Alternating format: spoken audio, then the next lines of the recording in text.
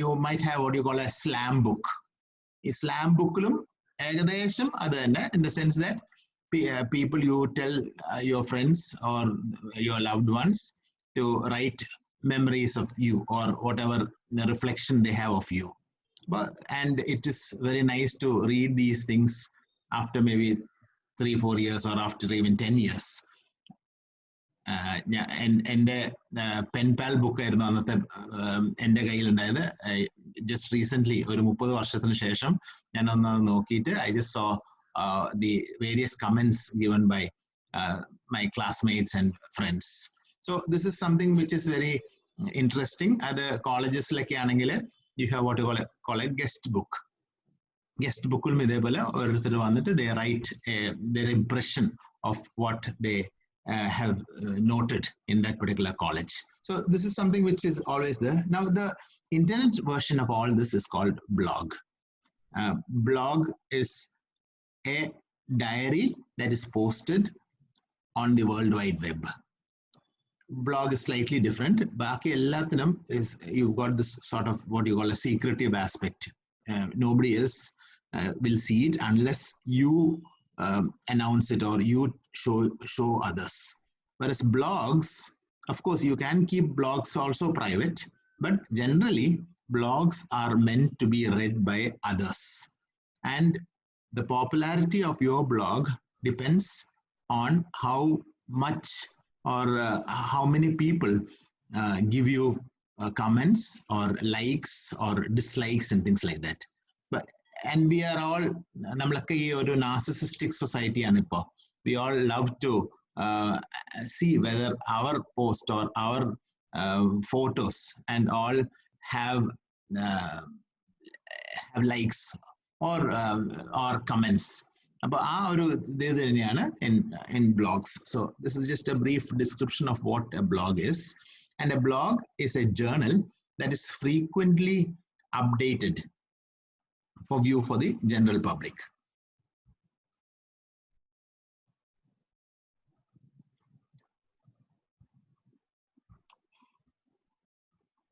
Now, this is generally what is required in a blog. You need the title.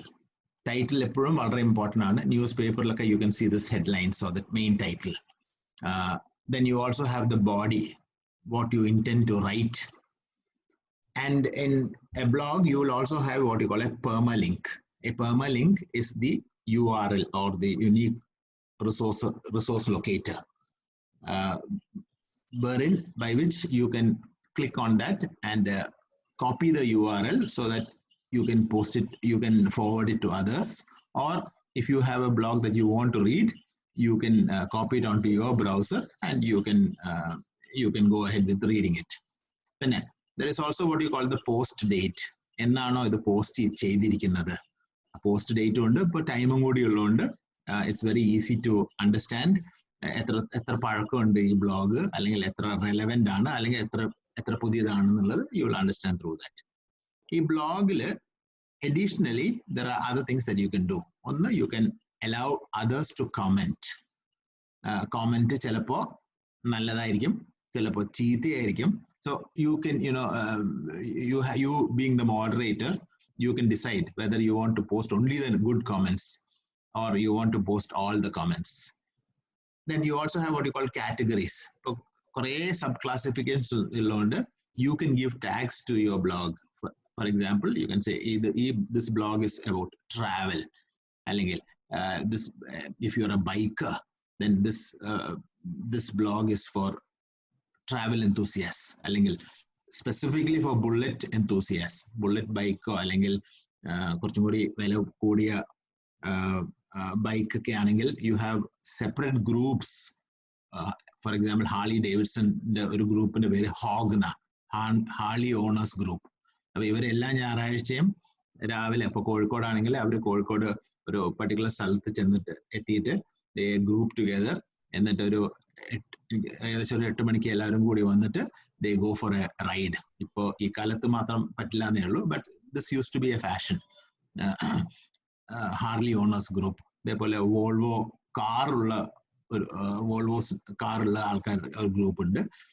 So these are all different ways that you can have. So tags are very important because it will be sent to those people who specifically like that particular subject. When there are other things, what you call track back or ping back. These actually are links to other sites that refer to the entry. So sometimes, your entry might be highlighted in another blog. അപ്പോൾ അവിടെ press ചെയ്ത് കഴിഞ്ഞാൽ ഇപ്പൊ കാണാം ഈ hyper link സാധനം കാണുമായിരിക്കും. You might C ഒരു ബ്ലൂ, പൊതുവെ ബ്ലൂ കളർ ആവുക ചെയ്യുക, എന്നിട്ട് ഒരു അണ്ടർലൈൻ ഉണ്ടാവും. അപ്പൊ അത് പ്രസ് ചെയ്താൽ automatically it goes back to your blog. And so you have what you call these cross linking. All these things are available in a blog. But blog le essential ആയിട്ട് എന്തൊക്കെയാ വേണ്ടത്? A blog will generally contain an idea and it should be organized. നമ്മൾ letters ഒക്കെ എഴുതുന്ന പോലെ a letter has the introduction, then the body and conclusion. അതേപോലെ blogsലും it should be organized well. പിന്നെ it also has a voice. Now this voice is very important. And sometimes your voice might be retaliatory, your voice might be very strong, your voice might be very subtle. So many things that how you would like to voice your opinion. And next is the word choice. Word choice is also very important because if you are writing a blog for researchers, then your words should be above normal, or words that are more academic. Now if you are wanting to write for the general public, the words should be very simple, and all these high funda or words that sound very complex angathe vaakkalakku ozhivakkanam. പിന്നെ sentence fluency. Prashant സാറിന്റെ മലയാളം, സംഗീത ടീച്ചറിന്റെ മലയാളമൊക്കെ സംസാരിക്കുമ്പോൾ you can find that there is a fluency in it. വളരെ continuous ആയിട്ട് ഇങ്ങനെ ഒഴുകുന്ന പോലെയാണ് പറയുന്നത്. whereas if you see mine will be more of staccato. കാരണം ഇത് മലയാളം അധികം ഇത്രത്തോളം പഠിക്കാത്തതിന്, വിദേശത്ത് പഠിച്ചുകൊണ്ടുള്ള ഒരു പ്രയാസമാണ് എനിക്ക് കാണുന്നത്. അപ്പൊ എനിക്ക് അങ്ങനത്തെ ആ ഒരു ഫ്ലുവൻസി വല്ലാണ്ട് മലയാളത്തിൽ കിട്ടുന്നില്ല. So but at the same time English, I believe that I am a bit more fluent in English. അപ്പൊ ആ ഒരു കണ്ടിന്യൂറ്റി കിട്ടാൻ എപ്പോഴും ബ്ലോഗിൽ വന്നാൽ it will be a blog worth reading. പിന്നെ presentations, you can have maybe a little bit of pictures and other things which will help to improve your blog. അപ്പോൾ ഇതാണ് ഞാൻ ഇന്ന് പറഞ്ഞത്. So the ideas in the organization, the voice ഞാൻ പറഞ്ഞിരിക്കുന്നത്, there are voice, this tone and style that you consciously choose to suit the target audience. നിങ്ങൾ ആരെയാണോ ഉദ്ദേശിക്കുന്നത് അതനുസരിച്ചിട്ട് നിങ്ങളുടെ ടോണും നിങ്ങളുടെ സ്റ്റൈലും അഡ്രസ് ചെയ്യണം. Suppose you are a teacher and you are intending a blog for your students. അതനുസരിച്ചിട്ട് the tone and style should be such a way that these students can easily understand. പിന്നെ ബാക്കിയെല്ലാം പറഞ്ഞിട്ടുണ്ട്. Sentence fluency also, you see, it should move with the pace, the flow and the rhythm. അപ്പോൾ rhythm, ഒരു പാട്ടൊക്കെ കേൾക്കുകയാണെങ്കിൽ അറിയാലോ, there's a rhythm for it. Or if you have a drum beat or a piano playing, എല്ലാത്തിനും ഒരു rhythmic movement ഉണ്ട്. അതേപോലെ ഇത് വായിച്ച് നമുക്ക് വളരെ സ്മൂത്ത് ആയിട്ട് പോകാൻ പറ്റണം. And the presentation is also nowadays very, very essential. When you present something, it should be in such a way that the readers are attracted immediately to your blog. Another thing is make it valuable and worthwhile. Don't waste people's time. People's time is very important. A person's time is very important. അതുകൊണ്ട് അവരുടെ സമയം നിങ്ങൾ നഷ്ടപ്പെടുത്തരുത്. Nowadays, you've got overload of information. WhatsApp തന്നെയാണ് ഇപ്പോഴത്തെ ഏറ്റവും കൂടുതൽ information provider. Even what do you do when you see WhatsApp messages in the morning? Sometimes you just quickly skim through them. എന്നിട്ട് പെട്ടെന്ന് certain messages you feel that which are valuable or worthwhile, you look into it. And then if videos again, if the videos are more than 2 minutes even, sometimes we pause or stop and maybe for view later. So don't waste other people's time. Reading also is becoming something of a difficulty for many. Otherwise, keep it simple, keep it in pace and keep it in tone and rhythm. proofread for typos and glaring grammatical errors. ഇത് വലിയൊരു ഇതാണ്. പ്രത്യേകിച്ച് നിങ്ങൾ പ്രത്യേകിച്ച് കുട്ടികൾ ശ്രദ്ധിക്കേണ്ടതാണ്. ടൈപ്പോസ് and glaring grammatical errors. വല്ലാണ്ട് ബ്ലോഗിൽ grammatical errors ഉണ്ടെങ്കിൽ 2-3 വായന ചെയ്യും. Out of sympathy for you, നിങ്ങളൊരു ഫോർവേഡ് ചെയ്ത ബ്ലോഗ് ആണെന്നുണ്ടെങ്കിൽ out of sympathy for you ചിലപ്പോൾ വായിക്കുകയായിരിക്കും. പക്ഷെ കുറച്ച് കഴിഞ്ഞാൽ people will say, കൊള്ളാം, നല്ല ബ്ലോഗ് ആയിരുന്നു, പക്ഷെ they may not even have read it. കാരണം if there are grammatical mistakes, അല്ലെങ്കിൽ if there are typing mistakes, then it is really not worth reading. കാരണം അതിനേക്കാളും നല്ല ബ്ലോഗ്സ് ഇഷ്ടം പോലെയുണ്ട്. So be very careful, especially for typos and glaring mistakes. And also you have the acronym KISS, KISS. Keep it short and simple. വല്ലാണ്ട് lengthy ആയാൽ ആർക്കും വലിയ interest ഒന്നും ഉണ്ടാവില്ല അത് വായിക്കാൻ. The same way, ബ്ലോഗിൽ write like you are speaking to your friend or to yourself. Just get to the point quickly. എത്രയും വേഗം പോയിന്റിലേക്ക് കയറുക, അല്ലാണ്ട് ഇങ്ങനെ വളച്ച് ഒടിച്ച് പറഞ്ഞിട്ട് ഒരു കാര്യമില്ല. പിന്നെ keep in mind the 5 W's in the first paragraph. 5 W's നിങ്ങൾക്ക് അറിയാലോ.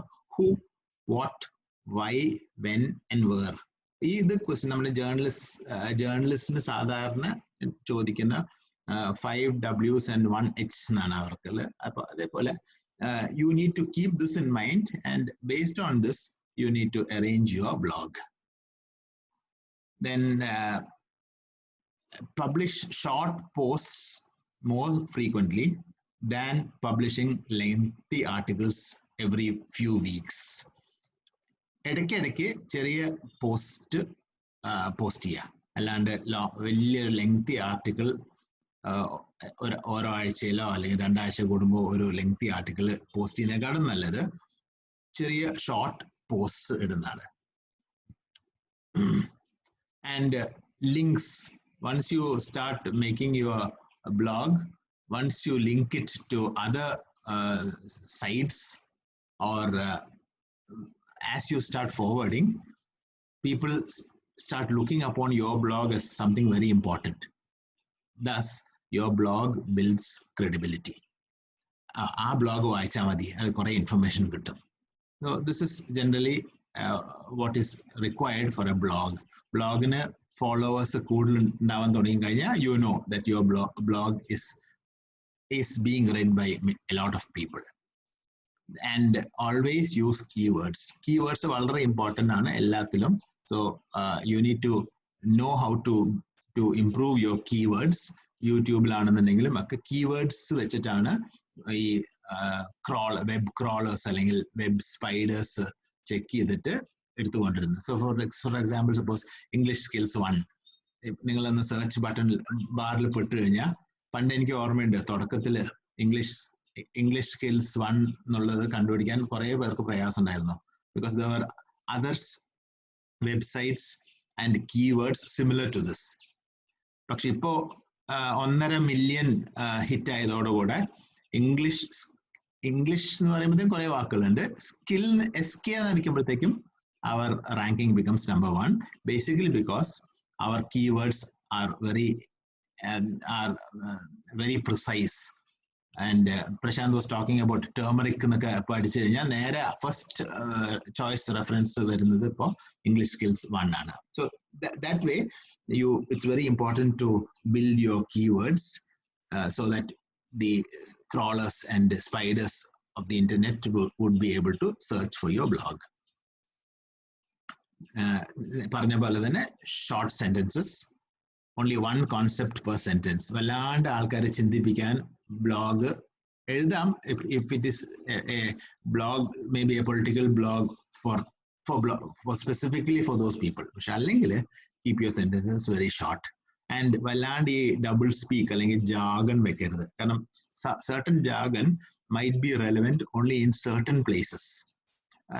Even in local parlances അല്ലെങ്കിൽ local dialects തന്നെ ചില വാക്കുകൾ പോലും, ഇപ്പോൾ കണ്ണൂരിൽ ബസ് കീയ അല്ലെങ്കിൽ ഇല ചാടുക.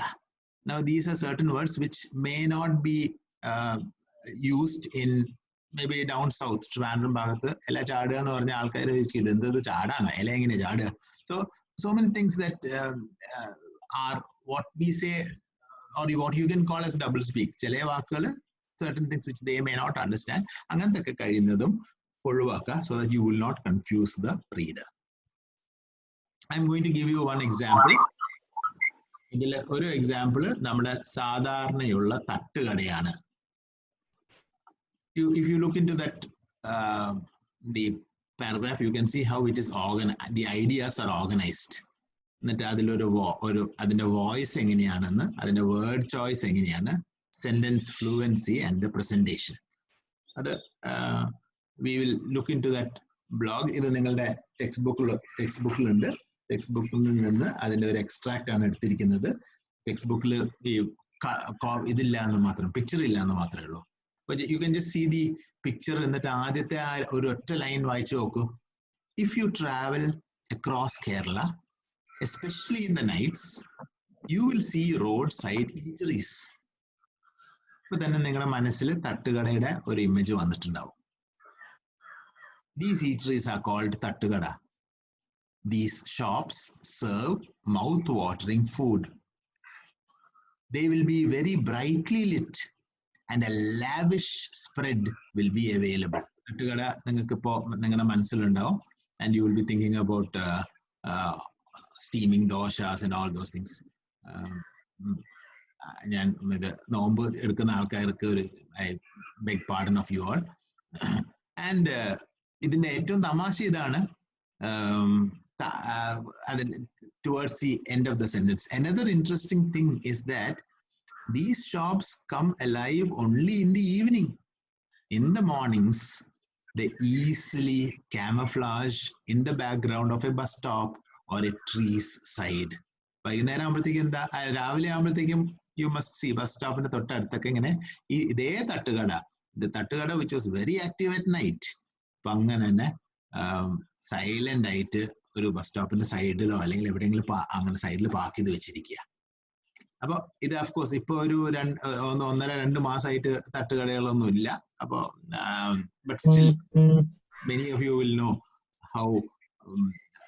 how these തട്ടുകടസ് used to flourish prior to the corona times. അപ്പൊ ഇതില് you can see all these things in the ideas, left side the ideas, the organization, the voice, the word choice, the sentence fluency and the presentation. അല്ല ഏറ്റവും ലാസ്റ്റിൽ ഇത് നിങ്ങൾ വായിക്കുക, എന്നിട്ട് read it once or twice, and then so that you will get to understand the full essence of it. These tattugadas, last line, these tattugadas are Kerala's own fast food joints. But this is one blog. But this is how the blog is arranged. Right side le adine infographic undu. The blog has a header, it has a main content. Then a blog il oru side bar undavu. Ee side bar il ee social profiles or allengil favorite content or call to action ennulla oru bhagam undavu. Appo avade social profiles anu chelpo you might want to link this to Facebook or Twitter or other social contacts, Instagram and things that you would like. Social profiles like adu maatam. Allengil you also can have favorite content, other that you would like to have. All those things you can do over there. Pinne taale footer with relevant links like a disclaimer or piracy policy or contact page. ഇതിലൊക്കെ വലിയൊരു problem ആണ് ഈ piracy policy. കാരണം നമ്മൾ എന്തെങ്കിലും നന്നായി ചെയ്തു കഴിഞ്ഞാൽ immediately there are pirates or there are people plagiarizers who want to take our things and put it in their blog, and then they want to say that it is theirs. അങ്ങനത്തെ കാര്യങ്ങൾ നിർത്താൻ വേണ്ടിയിട്ടാണ് you can have disclaimers or you can have privacy policies. ഇത് copy ചെയ്യാൻ പാടില്ല, this is not to be copied and things like that. ഞങ്ങളുടെ presentationസിലും അത് കാണാം. Suppose we have taken something, we always give credit to that person. But this is the infographic about how a blog should be arranged. There are two types of blogs. Paid blogs ഉണ്ട്, free blogs ഉണ്ട്. അതിന് വളരെ നല്ലൊരു example ആണ് ഞാനിപ്പോ ഈ ഇതിൽ infographic കൊടുത്തിരിക്കുന്നത്. അതായത് ഒരു ഫ്രീ ബ്ലോഗ് ആണെങ്കിൽ, റൈറ്റ് സൈഡിൽ നോക്കിക്കോ, ഫ്രീ ബ്ലോഗ് ആണെങ്കിൽ നമ്മൾ ഒരു വീട്ടിൽ ഫ്രീ ആയിട്ട് താമസിക്കുന്ന പോലെയാ. റെന്റ് ഒന്നും കൊടുക്കണ്ട. ആ വീട്ടിൽ നമ്മളൊരു ഫാമിലി ആയിട്ട് നമ്മൾ താമസിക്കുകയാണെങ്കിൽ, അല്ലെങ്കിൽ ഒരു ഫാമിലിയുടെ കൂടെ നമ്മൾ താമസിക്കുകയാണെങ്കിൽ അവർ പറയുന്നു റെന്റ് ഒന്നും വേണ്ട, നിങ്ങൾ അത് താമസിച്ചാൽ മതി. ഓക്കെ, അങ്ങനെ താമസിക്കുകയാണെങ്കിൽ നിങ്ങൾക്ക് അവരുടെ റൂം, ഇപ്പൊ നിങ്ങൾക്ക് ഒരു റൂം തന്നു വെക്കേ, ആ റൂമിലെ മതിലിലെ കളർ മാറ്റാൻ പറ്റുമോ? ഇനി നിങ്ങളുടെ അഡ്രസ് എന്തായിരിക്കും? നിങ്ങളുടെ അഡ്രസ് ഇതായിരിക്കും, XYZ care of in A family, ആ ഫാമിലിയുടെ പേര്. പിന്നെ ആ റൂമിൽ സപ്പോസ് ഒരു ലീക്ക് ഉണ്ട്, ആ ലീക്ക് നിങ്ങൾക്ക് ശരിയാക്കാൻ പറ്റുമോ? ഇല്ല. ഇതൊക്കെ നിങ്ങളുടെ തമാശയിൽ പറയുന്ന അങ്കിൾ ജിം ആണ് അതിന്റെ മെയിൻ്റെനൻസ് ഒക്കെ എടുക്കുക. പക്ഷെ ആ അങ്കിൾ ജിമ്മും ചിലപ്പോൾ ഇതും ചെയ്യും. അങ്കിൾ ജിമ്മിന്റെ ചിലപ്പോ ലോൺ ഉണ്ടെങ്കിൽ, അല്ലെങ്കിൽ ഫ്രണ്ടിൽ കുറച്ച് സ്ഥലം ഉണ്ടെങ്കിൽ ആ സ്ഥലത്ത് ചിലപ്പോൾ പരസ്യമൊക്കെ വെച്ചെന്ന് വരും. നിങ്ങൾക്ക് ചിലപ്പോൾ ആ പരസ്യം ഇഷ്ടമായിരിക്കില്ല. You may not want such a advertisement. നിങ്ങൾ സ്വന്തം വീടായിരുന്നെങ്കിൽ നിങ്ങൾ ചിലപ്പോൾ അങ്ങനത്തെ ഒരു പരസ്യം വെക്കില്ലായിരുന്നു. പക്ഷെ നിങ്ങൾക്കൊന്നും ചെയ്യാൻ പറ്റില്ല, കാരണം you have been given a room free of cost. അതുകൊണ്ട് നിങ്ങൾ മിണ്ടാണ്ടിരിക്കുക. അതാണ് uncle Jim also advertises his lawn and pest business on his front lawn, which may not be very attractive. പക്ഷേ നിങ്ങൾക്ക് ആ ബ്ലോഗ് ഫ്രീയാ. അപ്പോൾ you must have seen in your, if you have gone in to blogs, you will know that ചില ബ്ലോഗ്സിലൊക്കെ ഇഷ്ടം പോലെ പരസ്യങ്ങളുണ്ട്. അതേ സമയത്ത് ഞങ്ങളുടെ EnglishSkills1.com നോക്കൂ, നിങ്ങൾക്ക് ഏതെങ്കിലും തരത്തിൽ നിങ്ങൾക്ക് പരസ്യങ്ങൾ ഉണ്ടായിരുന്നോ? Because we have taken up what you call paid hosting. ഞങ്ങൾ അതുകൊണ്ടാണ് പൈസ കൊടുത്തിട്ട് എടുത്തിരിക്കുന്നത്. അപ്പൊ it is like buying A house. സ്വന്തം വീട് മേടിക്കുന്ന പോലെയാ. ആ വീട്ടില് യു ഓൺ ഇറ്റ്, നിങ്ങളുടെ വീടാണ്. അപ്പോൾ നിങ്ങൾക്ക് അത് കസ്റ്റമൈസ് ചെയ്യാം, നിങ്ങൾക്ക് കളർ മാറ്റാം. നിങ്ങളുടെ അഡ്രസ്സ് യുണീക്കാണ്, നിങ്ങളുടെ അഡ്രസ്സാണ് അത്.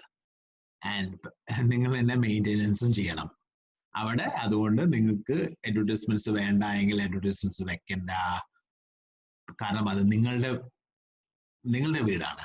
അപ്പോൾ ഫോർ എക്സാമ്പിൾ ഇത് കണ്ടില്ലേ, ആ ബ്ലോഗ് പെയ്ഡ് ബ്ലോഗ് ആണെങ്കിൽ whitfordlife.com, ഞങ്ങളുടെ അങ്ങനെയാ EnglishSkills1.com.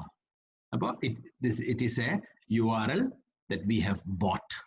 whereas മറ്റേ നോക്കിക്കോ, the Whitford Life same address ആണ്, Whitford Life, പക്ഷെ .wordpress.com. അപ്പൊ വേർഡ്പ്രസ് എന്നുള്ള വെബ് ഹോസ്റ്ററിന്റെ മുകളിലാണ് നമ്മൾ കയറിയിരിക്കുന്നത്. Something like a horse, and when the horse moves, you move along with it. So you are actually, അതിനൊരു ഇംഗ്ലീഷിൽ work, you are actually carried piggyback on WordPress. So this is the difference between free hosting and paid hosting. So you have simplified web address, storage space and ad control. അപ്പോൾ നമ്മൾ പൈസ കൊടുക്കുകയാണെങ്കിൽ, ബ്ലോഗിന് നമ്മൾ പൈസ കൊടുത്താൽ നമ്മുടെ അഡ്രസ്സ് നമുക്ക് വളരെ സിമ്പിൾ ആക്കാം. പിന്നെ സ്പേസ് അവര് നമുക്ക് ഫ്രീ ആയിട്ട് ഇത്ര തരും. അത് depends on each provider. There are certain blog providers who provide you up to 1 terabyte of space. അപ്പോൾ ഇഷ്ടം പോലെ സ്പേസ് ഉണ്ട്. And you also have add control. നിങ്ങൾക്ക് വേണമെങ്കിൽ മാത്രം അതിൽ ആഡ് ഇടാം. അപ്പൊ ഞങ്ങൾക്ക് ഇപ്പോൾ ഇംഗ്ലീഷ് സ്കിൽസ് 1-ലും ഞങ്ങൾ ഇങ്ങനെ ആലോചിക്കായിരുന്നു, ആഡ് ഇടണോ വേണ്ടിയോ എന്ന്. ആഡ് വേണമെങ്കിൽ ഇടാം. ആഡ് വന്നു കഴിഞ്ഞാൽ റവന്യൂ കിട്ടും. ഇപ്പൊ യൂട്യൂബിലൊക്കെ നമുക്കറിയാലോ, എത്ര വ്യൂസ് കൂടുന്തോറും 1000 സബ്സ്ക്രൈബേഴ്സ് ഉണ്ടെങ്കിൽ you have what you call a revenue model from YouTube. പക്ഷെ you also have ads coming in. Initially when you launch a YouTube video, immediately about 4 to 5 seconds of an ad will come. Then only you have the right to restrict that ad. ഇപ്പോൾ അതുകൊണ്ട് YouTube prime വന്നിട്ടുണ്ട്. അവിടെ നിങ്ങൾ പൈസ കൊടുത്തു കഴിഞ്ഞാൽ there is removal of ad. But this is basically how you can have a free blog and as opposed to a paid blog. So how do you start a blog? Opportunity കണ്ടുപിടിക്കുക, then you start challenging yourself. പക്ഷെ ബ്ലോഗിന് ഒരു വലിയൊരു പ്രയാസമുണ്ട്. It is a long term goal. വളരെ you have to continue something. ഇതൊന്നും പെട്ടെന്നൊന്നും നിർത്താൻ പറ്റില്ല. നിർത്തിക്കഴിഞ്ഞാൽ the whole thing shatters. And what to post is also very important. You are not supposed to post offensive items which might offense. ഇപ്പോഴത്തെ കാലത്ത് offensive എന്ന് പറയുന്ന word വളരെ ഡെലിക്കേറ്റ് ആണ്. അപ്പോൾ maybe you post something which you feel is not offensive, പക്ഷെ അത് മറ്റേ ആൾക്ക് വളരെ ഒഫെൻസീവ് ആയിട്ട് മാറാം. സോ അതുകൊണ്ട് what to post is very critical. And a successful blogger will have a variety of topics, and he will always be thinking about the audience, and the conversations will be lively, and he will ask and he will invite others, and he will ask you to share. നമ്മൾ യൂട്യൂബിൽ പറയണ്ടോ, ഇത് ഇഷ്ടപ്പെട്ട ഈ video ഇഷ്ടപ്പെട്ടെങ്കിൽ like ചെയ്യുക, അല്ലെങ്കിൽ subscribe ചെയ്യുക, അല്ലെങ്കിൽ ഷെയർ ചെയ്യുക, അതേപോലെ. And you need to keep innovating. പുതിയ പുതിയ കാര്യങ്ങൾ ഇട്ടുകൊണ്ടിരിക്കണം, otherwise you will lose your audience. അതിലെ രണ്ടാമത്തെ ഒരു ബ്ലോഗ് ഇതാണ്. അതിന്റെ ഹെഡിങ് മാത്രം ഒന്ന് വായിച്ചു നോക്കൂ. ദ ടിയർ ത്രോട്ട് ചായ ഓർഡർ. അതിൽ എന്താ മനസ്സിലാവുന്നത്? ദ ടിയർ ത്രോട്ട് ചായ ഓർഡർ. ടിയർ ത്രോട്ട്, ടിയർ ഇവിടെ കണ്ണീരെന്നുള്ള ഉദ്ദേശമല്ല. ടിയർ ത്രോട്ട് എന്ന് ഉദ്ദേശിക്കുന്നത് ഉറക്ക വിളിക്കുന്നതാ. ഈ ഉറക്ക വിളിക്കുന്നത് എവിടെയാണ്? ചായക്കടയിലാണോ? രണ്ടാമത്തെ പാരഗ്രാഫ് നോക്ക്. തട്ടുകടയാണേ, തട്ടുകട പോലത്തെ ഒരു സ്ഥലമാണ്. Orders for chai are placed mainly through nods or eyes widen and other unspoken methods, as most of the time it is taken halfway through eating. നമ്മൾ തിന്നിങ്ങനെ വായിൽ ഫുള്ളായിട്ട് ഇരിക്കുമ്പോഴായിരിക്കും നമ്മുടെ വേറൊരു വന്നിട്ട് വെയിറ്റർ വന്നിട്ട് നമ്മളോട് പറയാം ചായ ആണോ? അപ്പൊ നമ്മൾ മാത്രം പറയും, അല്ലെങ്കിൽ ഒരു ലൈറ്റ് കട്ടൻ, അങ്ങനെ വി ജസ്റ്റ് ഗീസ്. അതോടുകൂടെ what does he do? And then it hits you right from where he is standing, usually bang next to your most powerful right eardrum. The waiter will scream chaya, അല്ലെങ്കിൽ ഒരു light കട്ടൻ. He starts screaming. And തമാശയിൽ അവിടെ എഴുതിയിട്ടുണ്ട്, it will be too late for you to duck, but you may choke heartily. ചിലപ്പോ അയാളുടെ ആ ഒച്ച കേട്ടിട്ട് ചിലപ്പോ നമ്മൾ ടേബിളിന്റെ അടിയിലേക്ക് പോകാൻ തോന്നും, അല്ലെങ്കിൽ ചിലപ്പോ നമ്മുടെ തൊണ്ടയിൽ ചിലപ്പോ ഇത് കുടുങ്ങും. അത്രത്തോളം അയാൾ ഉറക്കെയായിരിക്കും പറയുന്നത് ചായ, അല്ലെങ്കിൽ ഇത് ഒരു ലൈറ്റ് കട്ടൻ, and all these things. So this is basically what happens inside a tea shop. അതേപോലെ തുടക്കത്തിൽ നോക്ക്, as you enter the hotel, it's not a miniature upturned miniature steam engine, it's the chai machine. കണ്ടിട്ടുണ്ടാവുമല്ലോ അല്ലെ? I'll just go to the next slide and you will find that left side ഈ ചായ machine കണ്ടിട്ടുണ്ടല്ലോ.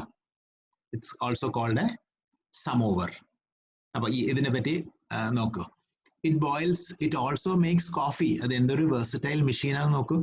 അതില് മോൾ ഭാഗത്ത് ചായപ്പൊടി ഇട്ടിട്ടുണ്ട്, ഇടാം. The same milk, അതിനുള്ളില് മിൽക്കാണ്. ആ പാല് ടാപ്പ് തുറന്നു കഴിഞ്ഞാൽ അതിലേക്ക് കാപ്പി ഇട്ട് കഴിഞ്ഞാൽ it doubles up, the same machine doubles up as a coffee machine. And it also boils milk. വെറും പാല് മാത്രം വേണമെന്നുണ്ടെങ്കിൽ അതും തരും. So it is a 3-in-1 machine called, lovingly called ഇവിടുത്തെ വേർഡ് samovar. ഇനി അടുത്ത് നോക്കൂ. You can find the freshness of a hotel's food by checking the amount of steam spewed from this one. എങ്ങനെയാ നമ്മളൊരു ഹോട്ടൽ, ഒരു ചെറിയ coffee shop അല്ലെങ്കിൽ ചെറിയൊരു റെസ്റ്റോറൻറ്റ് എങ്ങനെയാ നമ്മൾ മെഷർ ചെയ്യുക? ഇതിലത്തെ പുക വരുന്നതനുസരിച്ച്. ഈ സമോവറിൽ പുകയൊന്നും ഇല്ലെങ്കിലോ, ദാറ്റ് മീൻസ് ഇവിടെ ചായയൊന്നും പോകുന്നില്ല.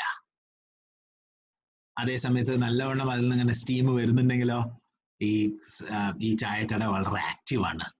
രാവിലെ പ്രത്യേകിച്ച് if you visited കർണാടക അല്ലെങ്കിൽ തമിഴ്നാട് പോയി കഴിഞ്ഞാൽ ഈ കോഫി ഷോപ്സിന്റെ ചുറ്റും അവരുടെ പിന്നെ കോഫി മെഷീൻസ് കുറച്ചുകൂടി ചെറുതാണ്.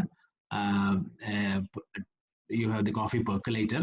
ആ പെർക്കുലേഷനിൽ ഇങ്ങനെ ഒഴിച്ച് ഇങ്ങനെ വിടുന്ന കാണാം.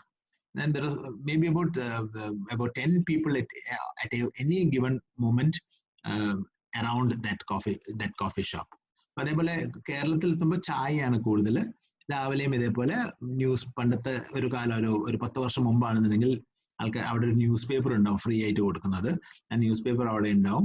എന്നിട്ട് there be so many people waiting around. ഈ സമോവറിൽ ഇങ്ങനെ നല്ല അങ്ങനെ പുക പോകുന്നുണ്ടാവും. And you will find the tea maker making tea and pouring tea into either disposable glasses or നമ്മൾ ഈ പിക്ചറിൽ കാണുന്ന that traditional chai glass.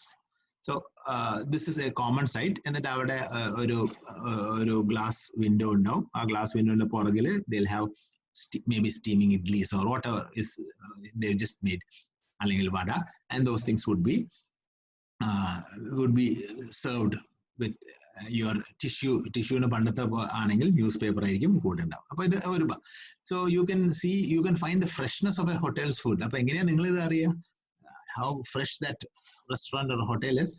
അവിടുത്തെ ആ പുക നോക്കിയാൽ മതി. ആ പുക നല്ലോണം പോകുന്നുണ്ടെങ്കിൽ you can understand that particular hotel is very active.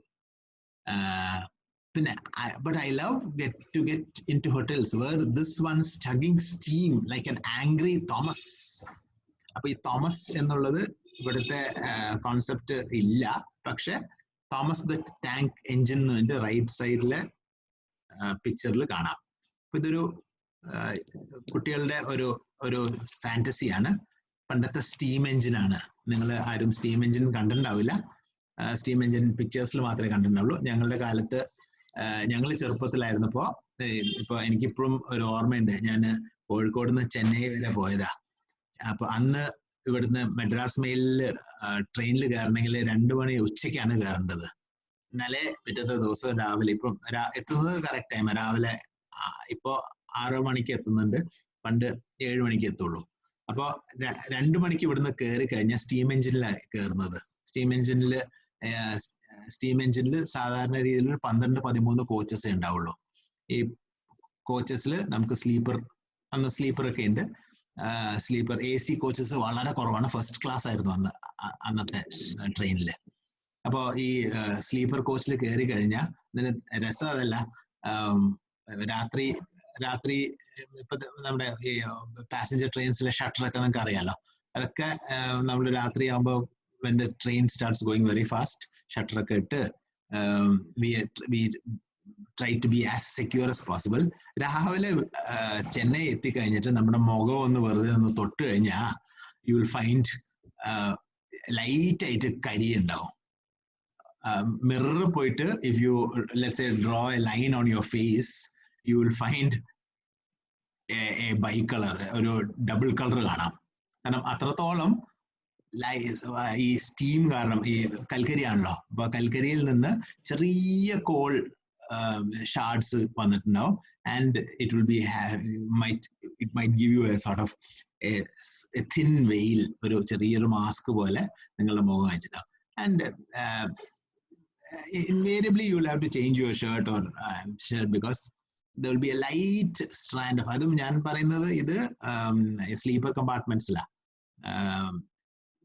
General compartments ഏറ്റവും അവസാനമാണ്, അവർക്കാണ് ഇതിന് ഏറ്റവും കൂടുതൽ കരിയുടെ എക്സ്പോഷർ കിട്ടുക. So this used to be a common phenomenon. First class ഒക്കെ കുറച്ചും കൂടി മുന്നിലേക്കാണ് വെക്കുക, കാരണം സോ ദാറ്റ് യുനോ ഇത് സ്പീഡിൽ പോകുന്ന സമയത്ത് കൽക്കരി വല്ലാണ്ട് ആ കമ്പാർട്ട്മെന്റ്സിന്റെ ഉള്ളിലേക്ക് കേറില്ല. So this used to be, so that's angry Thomas. അപ്പൊ these are certain things that and the hoteliers consider many use it as a frontispiece.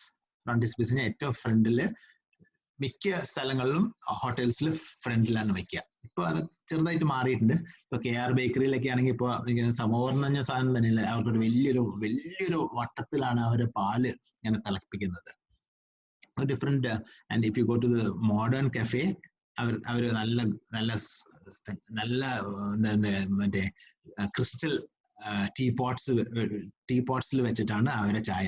And you have so much of variety like rose tea, chrysanthemum, jasmine tea, ഇതായിട്ട് ഭയങ്കരമായിട്ട് variety ഉണ്ട്. So this is the Tear Throat chai order. Tear Throat, now I hope you would have understood now. ആ ഉറക്കം വിളിക്കുന്നത്. So ആ title തന്നെ, the headline itself makes you understand that this blog is worth readable. പിന്നെ അത് വായിച്ചു കഴിഞ്ഞാൽ you will find that each all the lines, the idea is good, the organization of the paragraphs are okay, the voice is simple, the diction is easy, the word choice is also simple, and the sentence is fluent, and the presentation is also great.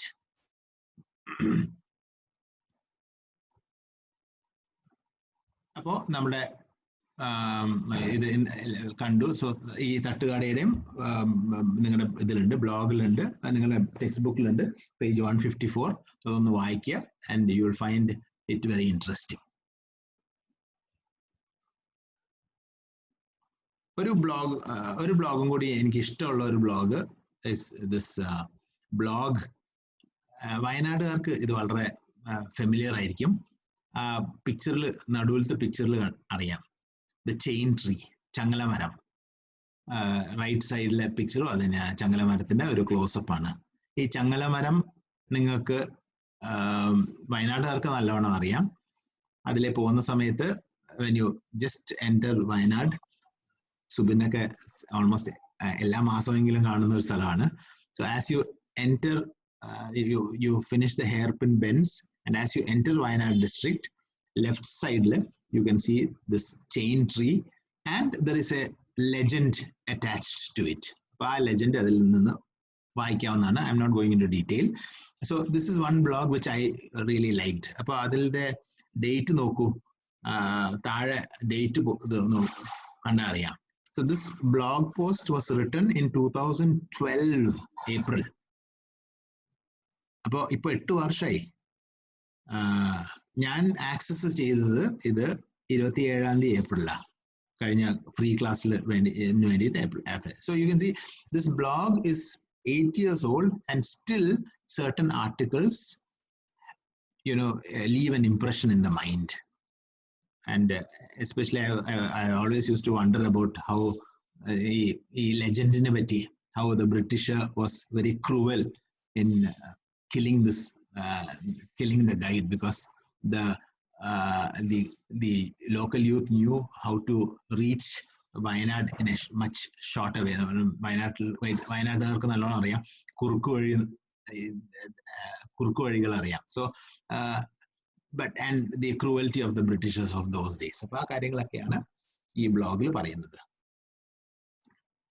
ഈ link ഒന്ന് നിങ്ങൾ എഴുതി വെക്കുക. This is another blog which is very favorite, very close to me. ഇത് കൊയിലാണ്ടി ഭാഗത്തുള്ള കൊയിലാണ്ടി വടകരക്കാർക്ക് ഈ blog നല്ലോണം അറിയാം, ഈ സ്ഥലം അറിയാം. നന്ദി ബസാർ ഫ്ലൈ ഓവറിൽ തൊട്ട് സൈഡിൽ, റൈറ്റ് സൈഡിൽ ആശാനികേതൻ എന്ന് പറഞ്ഞിട്ടൊരു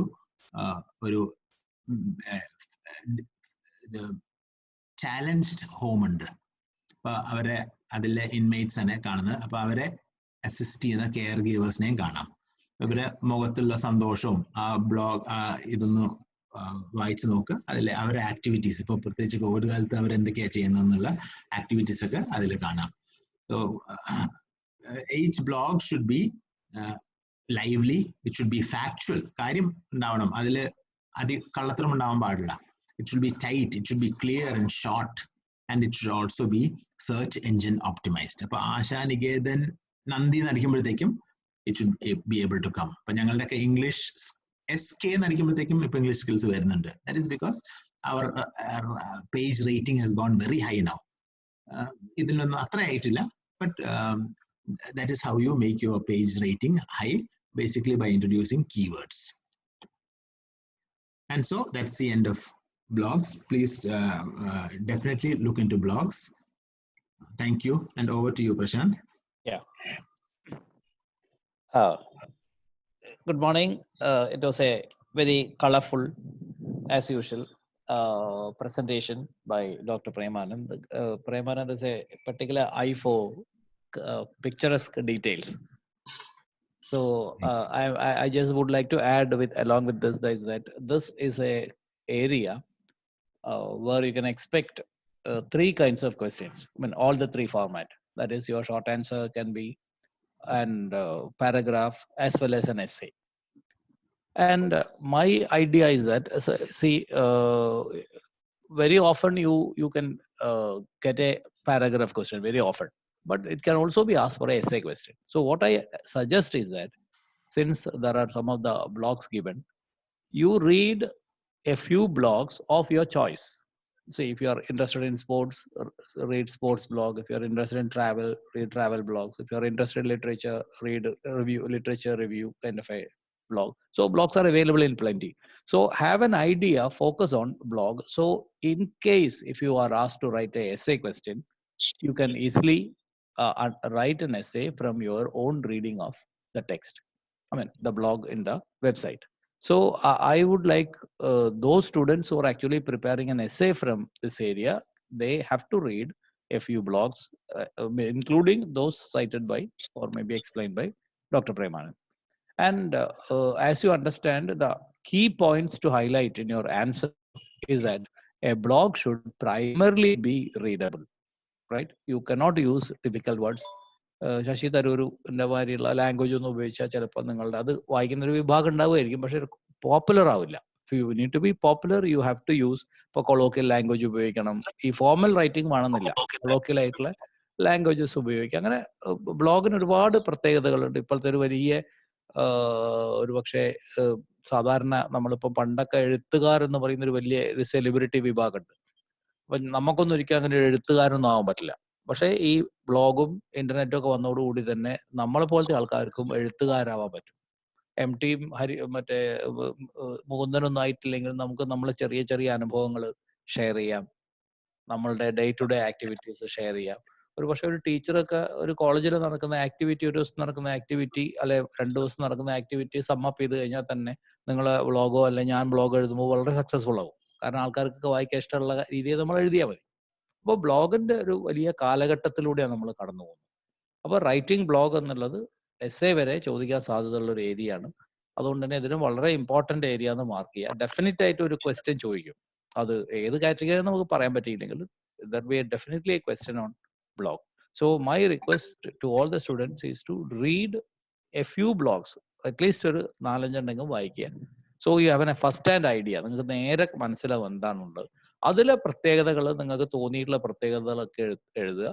അത് നല്ല രീതിയിൽ നിങ്ങൾക്ക് അത് ആൻസർ ആയിട്ട് എഴുതാൻ പറ്റും. കാരണം ഇത് അത്ര ബുദ്ധിമുട്ടുള്ള ഒരു ഏരിയ അല്ല, നിങ്ങളുടെ ഒരു ചോയ്സിൽ വരുന്ന ഒരു സാധനമാണ്. നിങ്ങൾക്ക് ഇഷ്ടമുള്ള ഒരു ഏരിയ